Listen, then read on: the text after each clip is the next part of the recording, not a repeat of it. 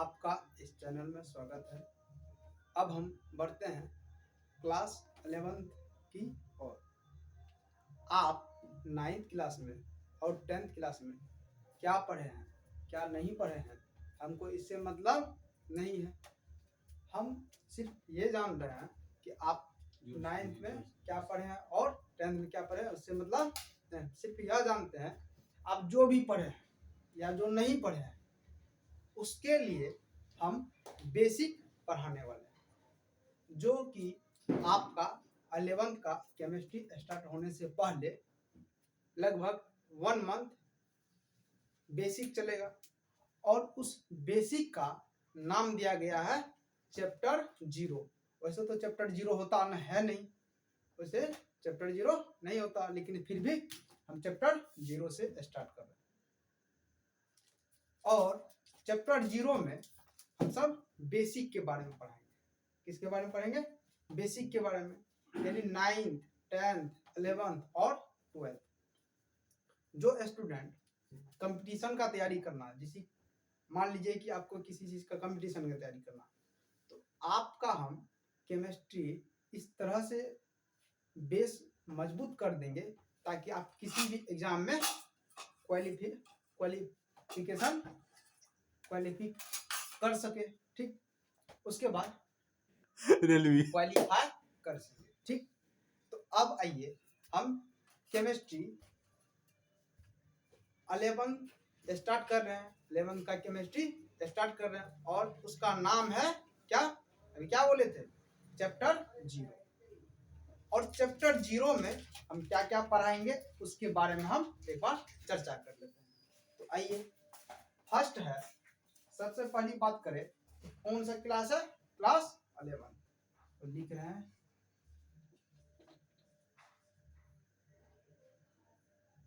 Class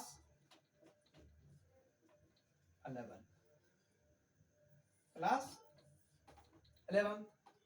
और class 11 कौन सा सब्जेक्ट? केमिस्ट्री।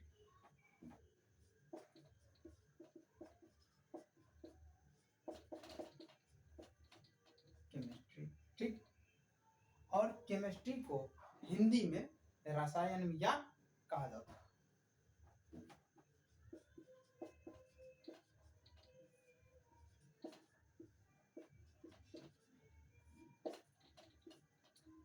हम यह नहीं बता रहे हैं जब साइंस आया तो साइंस का डेवलप कैसे हुआ, कैसे हम जाने कि पहले फिजिक्स आया, क्या केमिस्ट्री आया, कि बायोलॉजी आया, कि मैथ आया।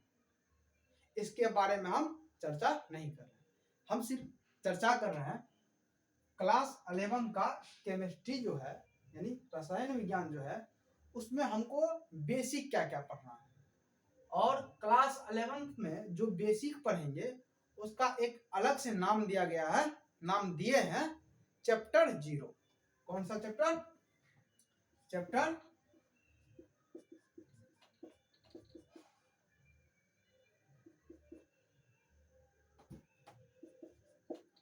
चैप्टर 0। वैसे आप अभी तक बचपन से पढ़े होंगे, चैप्टर फर्स्ट, सेकेंड, थर्ड, इस तरह से आगे बढ़ते गया हुआ। लेकिन हम 11 का केमिस्ट्री स्टार्ट करने से पहले हम क्या पढ़ेंगे? क्या पढ़ेंगे? चैप्टर 0। और चैप्टर 0 में हम सबसे बेसिक स्टार्ट कर रहे हैं, सबसे बेसिक से स्टार्ट कर रहे हैं। सबसे पहला टॉपिक आपका होगा ब्रह्मांड का वर्गीकरण।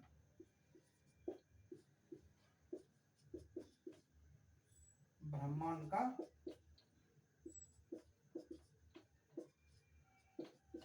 वर्गीकरण। और ब्रह्मांड का वर्गीकरण जो है, इसको इंग्लिश में बोलते हैं, इंग्लिश में क्या बोलते हैं? Classification of universe.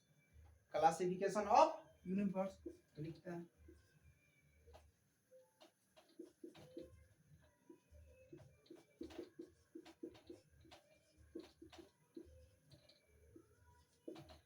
Classification of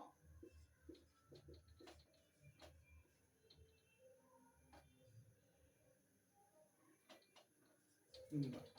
जिसको इंग्लिश लिखने में प्रॉब्लम हो वो सिर्फ हिंदी लिखिए, क्योंकि आप सब हिंदी मीडियम के स्टूडेंट हैं। तो इंग्लिश लिखने में अगर कहीं दिक्कत हो तो आप कमेंट बॉक्स में आप बोल सकते हैं या लिख सकते हैं। अगर फिर भी दिक्कत हो तो आप हिंदी लिखिए, ज़्यादा दिक्कत हो, अगर इंग्लिश लिखने में दिक्कत हो तो ठीक। उसके बाद दूसरा टॉपिक है तत्व का नाम, यानी इंग्लिश उसको बोलते हैं एलिमेंट्स नाम। तत्व का नाम और तत्व का नाम जो है कितना से कितना तक याद करना है। तत्व को इंग्लिश में बोलते हैं एलिमेंट्स, ठीक है।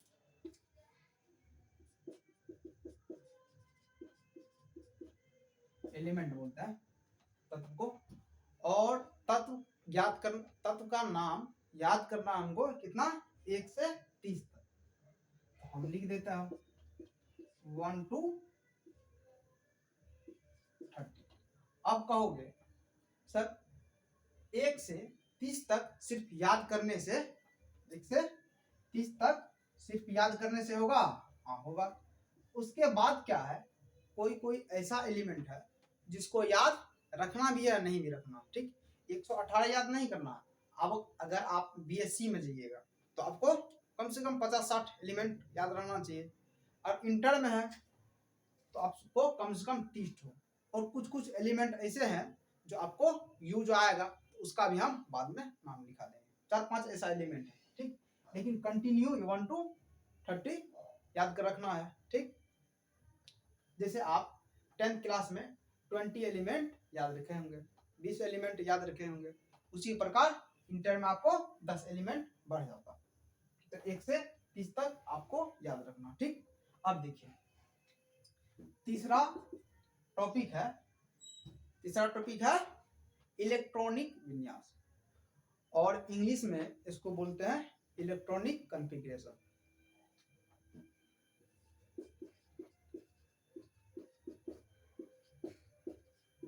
इलेक्ट्रॉनिक विन्यास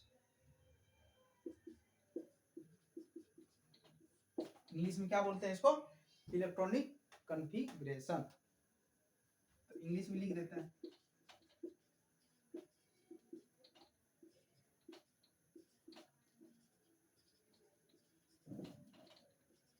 जिसको इंग्लिश लिखने में दिक्कत हो वो बच्चे इंग्लिश नहीं लिखें, ठीक।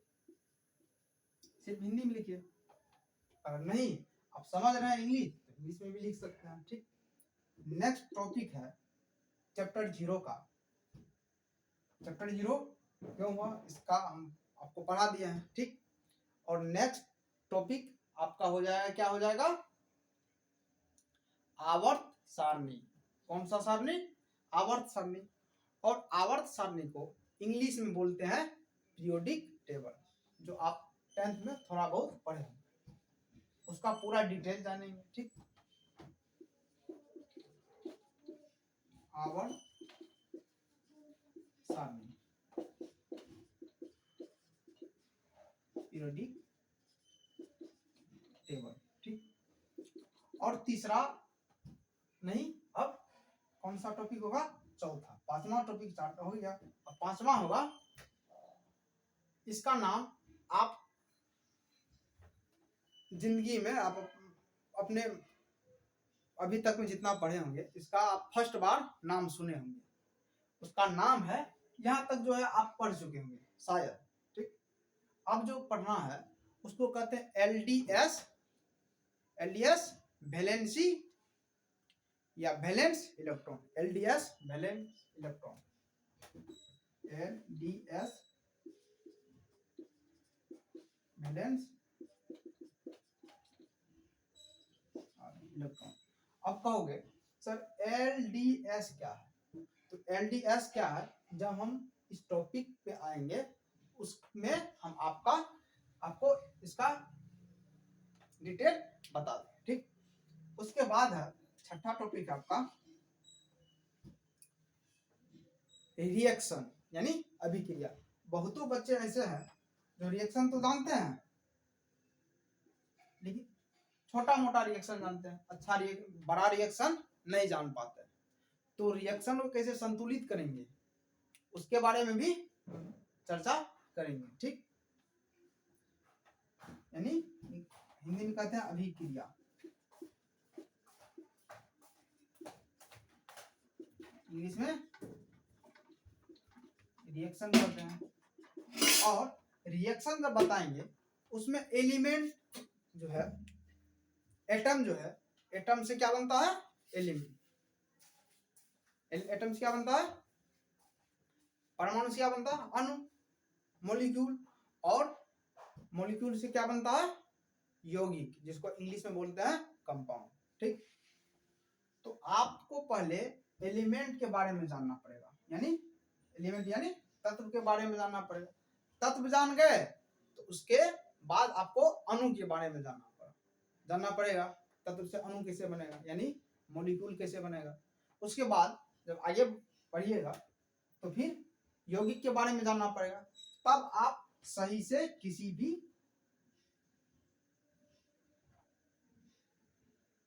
कंपाउंड का रिएक्शन करा सकते हैं। ठीक, उसके बाद है एक लास्ट टॉपिक बचा हुआ, और दो टॉपिक बचा है जिसको कहते हैं तापमापी यानी थर्मामीटर।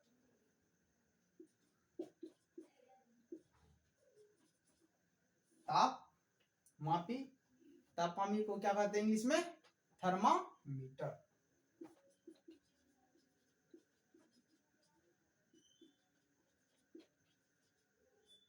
थर्मामीटर।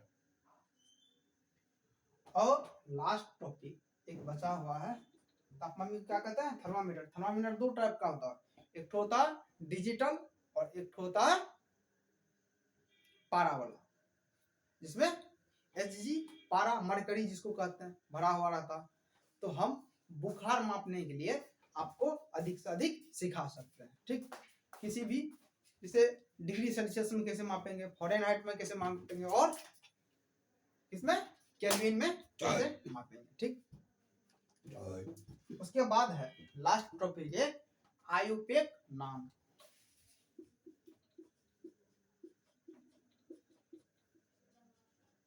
आयुपेक नाम, आयुपेक नाम जो है आपको पढ़ना पड़ेगा। आप कहोगे सर आयुपेक का फुल फॉर्म क्या। जब हम आयुपेक नाम बताना स्टार्ट करेंगे वहां पे हम आपको डिटेल में बता देंगे कि आयुपेक का फुल फॉर्म होता क्या है। ठीक, यानी आपको अभी तक में क्लास 11 केमिस्ट्री यानी रसायन विज्ञान में चैप्टर 0 से पढ़ना है। आप क्या जानते हैं, आप क्या नहीं जानते हैं, हमको उससे कोई मतलब नहीं है। हम ये जानते हैं कि आपको कुछ नहीं आता, हम पूरा 0 लेवल से आपको केमिस्ट्री सिखाएंगे। ठीक, उसमें हम पहला टॉपिक पढ़ेंगे ब्रह्मांड का वर्गीकरण, classification of universe, classification of universe. और दूसरा टॉपिक है तत्व यानी एलिमेंट, और इसको याद रखना कहां से कहां तक, 1 to 30। अब इसके बाद भी 5 छोटो ऐसा एलिमेंट है यानी तत्व है जिसको आपको याद रखना पड़ेगा। ठीक, उसके बाद तीसरा टॉपिक है इलेक्ट्रॉनिक विन्यास, जो आप सब 10th में पढ़ चुके हैं, 9th में भी पढ़ चुके हैं, हो सकता उससे पहले भी पढ़ेंगे। ठीक, इलेक्ट्रॉनिक विन्यास यानी इंग्लिश में इसको बोलते हैं इलेक्ट्रॉनिक कॉन्फ़िगरेशन। ठीक, उसके बाद नेक्स्ट टॉपिक है आवर्त सारणी यानी पीरियोडिक टेबल। पीरियोडिक टेबल कैसे बनाया जाता है, कैसे याद रखें ताकि आप किसी भी कंपटीशन में बैठने के बाद आपको आसानी हो। ठीक, उसमें बताया जाएगा पूरा डिटेल में। उसके बाद है LDS valence electron. LDS valence electron अभी नहीं समझ रहे हैं। जैसे मान लीजिए सोडियम है, सोडियम है, सोडियम का वैलेंसी कितना होगा, उसको कहते हैं, जिसको जो एलिमेंट का वैलेंसी होगा उसको कहते हैं एलडीएस। माने उसमें हल्का फुल्का बता देते हैं। जैसे मान लीजिए हाइड्रोजन है, ठीक, हाइड्रोजन है, हाइड्रोजन पास कितना इलेक्ट्रॉन, 1 इलेक्ट्रॉन। संयोजी इलेक्ट्रॉन कितना है, 1। आप कहोगे सर संयोजी इलेक्ट्रॉन क्या है, तो संयोजी इलेक्ट्रॉन भी हम समझाएंगे, इसको वैलेंसी कहते हैं, वैलेंस इलेक्ट्रॉन कहते हैं, वही संयोजी इलेक्ट्रॉन होता है। तो यहाँ पे भी लिखा हुआ वैलेंस इलेक्ट्रॉन। तो एक होता है इसका, ठीक, डिटेल में पढ़ाया जाएगा, आपको एक पीडीएफ के रूप में दिया जाएगा, ठीक। उसके बाद है अभिक्रिया यानी रिएक्शन। कोई कंपाउंड किसी के साथ रिएक्शन करता है क्या, ऐसा है या नहीं है, इसके बारे में हम चर्चा डिटेल में करेंगे, ठीक। जो आपका 11th और 12th से रिलेटेड है, जो 10th से भी रिलेटेड था वो भी, उसका भी चर्चा करेंगे, जितना 11th 12th में आपका यूज होगा, ठीक। हम बीएससी का तो नहीं पढ़ा सकते हैं, हम पढ़ा सकते हैं सिर्फ आपको 11th और 12th के बारे में, ठीक। उसके बाद है रिएक्शन के बाद तापमापी, जिसको कहते हैं इंग्लिश में थर्मामीटर। और थर्मामीटर कितने प्रकार के होते हैं, 2 टाइप का। कौन कौन, पहला होता है डिजिटल और पारा यानी मरकरी का, ठीक। उसके बाद पढ़ेंगे आईपीएफ नाम, ठीक। इसके बारे में पूरा डिटेल जानेंगे, एक एक करके पढ़ेंगे। कोई ऐसा टॉपिक है जो आपको 1 सप्ताह में खत्म होगा, कोई टॉपिक ऐसा है जो 2 दिन में खत्म होगा। लगभग इसको मान के चलिए आप 1 मंथ लगेगा पढ़ने में इसको, ठीक। तो इसका हम बाद में डिटेल से पढ़ेंगे। आज यहीं तक, फिर मिलते हैं अगली क्लास में। बहुत बहुत धन्यवाद इस चैनल के में जुड़ने के लिए, ठीक।